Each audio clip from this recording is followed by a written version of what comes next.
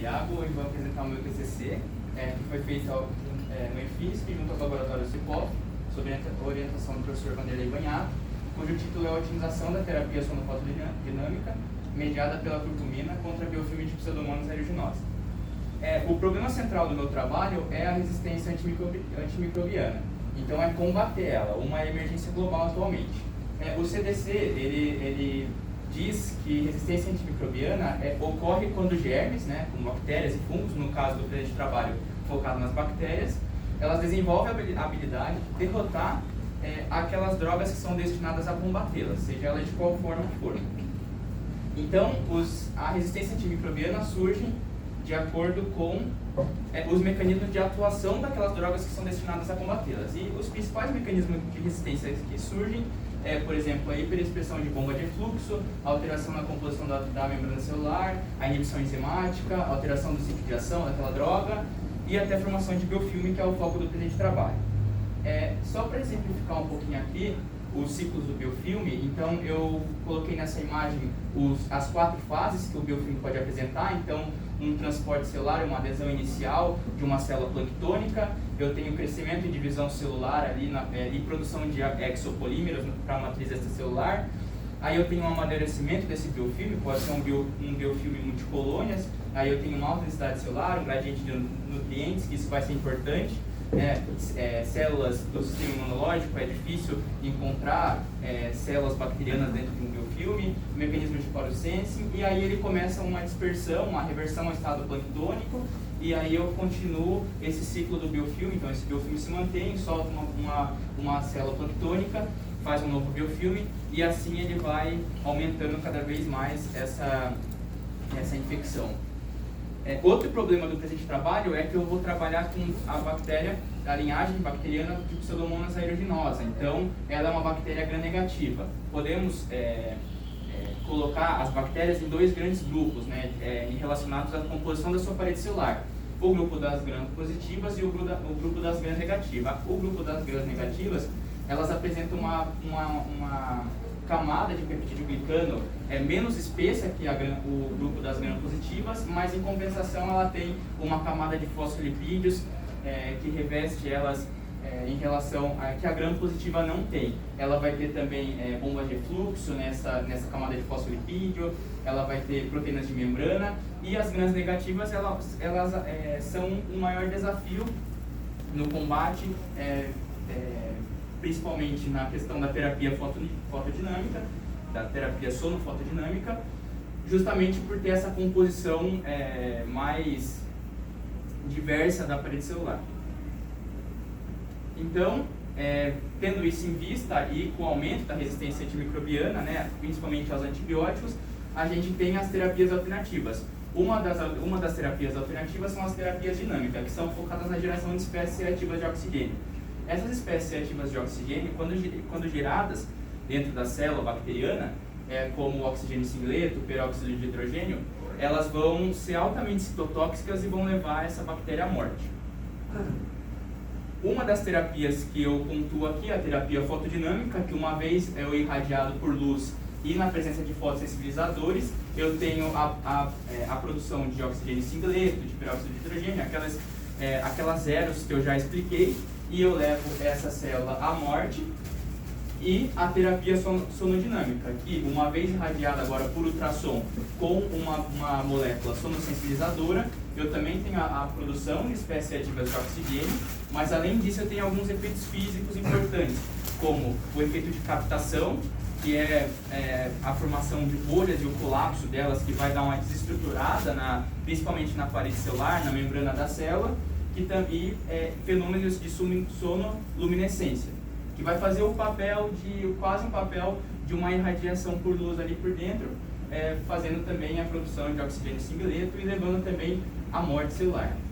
Então, quando eu coloco as duas em sinergismo, a terapia fotodinâmica e a terapia sonodinâmica, eu espero um sinergismo entre as duas, através de um aumento desses radicais, dessas espécies de oxigênio, bem como aqueles eventos físicos de captação, sonoluminescência na terapia sonofotodinâmica. A terapia, o fotossensibilizador que a gente escolheu foi a curcumina, né? A curcumina, ela vem sendo mostrada como um ótimo fotossensibilizador, muito bem determinado. Então, vários trabalhos mostram a curcumina inativando o biofilme de bactéria, e também mostra que ela tem atividade sonodinâmica. Hoje em dia é difícil você encontrar um sonossensibilizador. Então, o que a gente vem fazendo é pegando os fotossensibilizadores e testando eles com ultrassom para ver se eles são bons sonossensibilizadores. Então, só para exemplificar aqui o espectro de absorção da curcumina, esse daqui eu coloquei um exemplo de como ela é degradada ao longo do tempo, uma vez que eu irradio ela. Então, ela tem um pico de absorção no 435, o 435 é no azul, então uma vez que nós irradiamos com um LED azul, a gente consegue fazer essa conversão de energia, ela consegue dar essa energia para o meio e gerar essas espécies reativas de oxigênio. Somado a isso, buscamos na literatura formas de potencializar, uma vez que o presente trabalho visa otimizar a terapia sonofotodinâmica, e aí, procurando, vimos que sais inorgânicos são bons potencializadores da terapia fotodinâmica, como cita Hamblin. Hamblin ele faz estudo de diversos sais, onde ele cita que o mais promissor é o CAI, onde ele consegue uma redução de até 6 logs, um aumento nessa redução de até 6 logs em bactérias gram-negativas e gram-positivas. E ele ainda tenta propor algum mecanismo, com o iodeto de potássio, ele fala que o mecanismo é análogo à produção de ero, só que agora para a espécie de iodo. E aí ele ainda cita que a gente tem o triodeto de potássio, o anoiodeto, o peroxiodeto, fazendo aquela função daqueles radicais de oxigênio.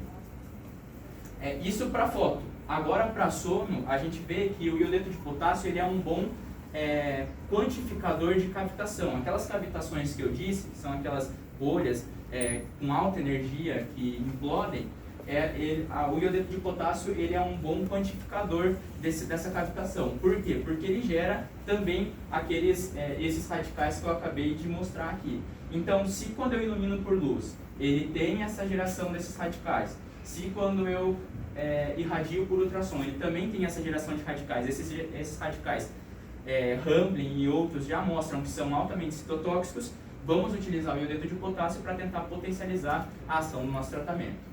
Então, como objetivo principal é quantificar e otimizar a eficiência da terapia fotodinâmica, sonodinâmica e sonofotodinâmica contra biofilme de pseudomonas, mediada pela curcumina, variando, por exemplo, a concentração de fotossensibilizador, a intensidade de ultrassom, a adição do sal inorgânico KI e diferentes arranjos experimentais. Então, a gente partiu de uma cepa de pseudomonas aeruginosa, a TCC, fizemos pré-inóculo, inóculo, crescemos o biofilme, lavamos o biofilme, tratamos o biofilme com 48 horas e quantificamos pelo método de unidades formadoras de colônia por ml. Aqui é só umas imagens do meu tratamento. Aqui é o tratamento com ultrassom. Eu usei o ultrassom da Carse, com ciclo de trabalho de 20%, uma frequência de 1 MHz, no modo pulsado. A intensidade variou entre 1,5 e 3 watts por centímetro quadrado. Aqui é como eu irradiei por luz.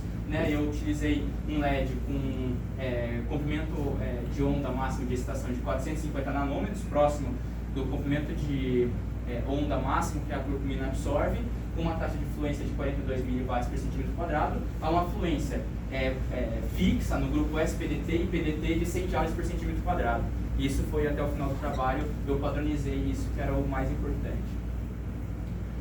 Então, os resultados que eu obtive foi que na primeira tentativa eu irradiei com 1,5 watts por centímetro quadrado, a um tempo de tratamento de 10 minutos, uma incubação de 30 minutos. Uma vez que eu tripliquei esse tempo de tratamento e dupliquei o tempo de incubação, bem como fui a 3 watts por centímetro quadrado por ultrassom, eu conseguia ver alguma coisa, meio log de redução no grupo SPDT. Quando eu fui ver então em relação à presença de iodeto de potássio, eu fixei agora o tempo em 42 minutos para fixar aqueles 100 joules na fluência, e aí eu percebo que com o KI ele tem uma redução, como esperado, no PDT de meio log, no SDT de 1 log e meio, e no SPDT não foi possível observar, uma vez que radicou tudo nos dois casos. Agora eu fiz a avaliação, vendo se a presença de curcumina era importante. Então, aqui eu consigo ver os meus grupos controle sem curcumina e os meus grupos com curcumina. Eu percebo que sim, a curcumina é muito importante, principalmente no grupo PDT e SPDT. No grupo SPDT eu ainda tive uma redução sem a curcumina, mas com a curcumina essa redução é muito mais acentuada, na casa dos 3 logs. Agora, variando a intensidade do ultrassom, eu também vejo que o grupo SDT, né, como eu estou variando a intensidade do ultrassom, o grupo SDT ele também responde a maiores intensidades de ultrassom. Aqui eu comecei de 1,5, indo de meio em meio, enquanto que o grupo SPDT também, em relação ao aumento de ultrassom, ele foi ganhando efetividade. Quando eu variei a concentração de curcumina, eu percebo que o grupo PDT e o grupo SDT são indiferentes, enquanto o grupo SPDT, quanto maior a concentração de curcumina, maior é a redução dessas unidades formadoras de colônia. E aí, como eu tinha feito tudo isso para um arranjo transdutor-placa, como eu mostrei, fomos à literatura ver como que nós poderíamos acentuar essa eficiência de tratamento, principalmente na questão do SDT, e vimos que os trabalhos citam que eu tenho um ponto máximo de intensidade do ultrassom, do feixe de ultrassom, a uma distância n, dada por essa equação.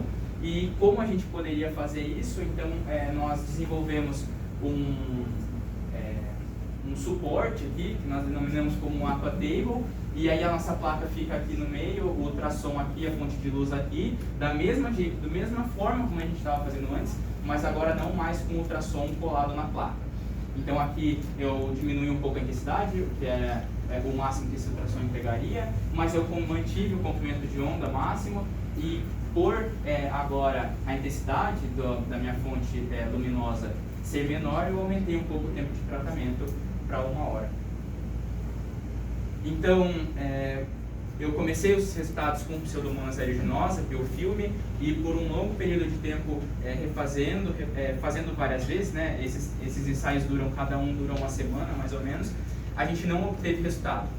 Como o objetivo é caracterizar o arranjo e essa característica do feixe de ultrassom, nós resolvemos dar um passo atrás. Fomos para a linhagem de Staphylococcus aureus, que é uma bactéria gram-positiva, que é mais fácil, os trabalhos no grupo e na literatura mostram que é mais fácil inativá-los, e em suspensão, não mais em biofilme.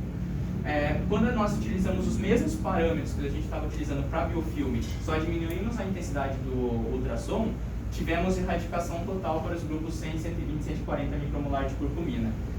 Enquanto para o grupo de curcumina 80 micromolar também teve um crescimento, mas foi ínfimo em relação ao grupo controle. Então resolvemos diminuir o tempo de tratamento para 20 minutos, para ver o que isso ia acarretar. E ocorreu que o grupo SDT, então, ele teve uma redução em relação ao grupo controle, não dependente da concentração de curcumina, enquanto o grupo PDT e o SPDT, ainda sim, eles tiveram erradicação total. As conclusões que nós chegamos com esse trabalho, então, é que o sinergismo entre PDT e SDT é evidente na maioria dos casos, no grupo SDT. A eficiência da SPDT é dependente da concentração de fotossensibilizador para os parâmetros utilizados, enquanto para SDT e PDT não. Maiores intensidades de ultrassom levam a uma maior eficiência nos grupos SDT e SPDT, como esperado. E a diferença de arranjo experimental mostra que é possível encontrar ótimos parâmetros, assim como nós encontramos para outra, mas que ainda no arranjo transdutor fluido-placa, mas ainda não caracterizado por falta de tempo. Então, obrigado, eu gostaria de agradecer a todos presentes aqui.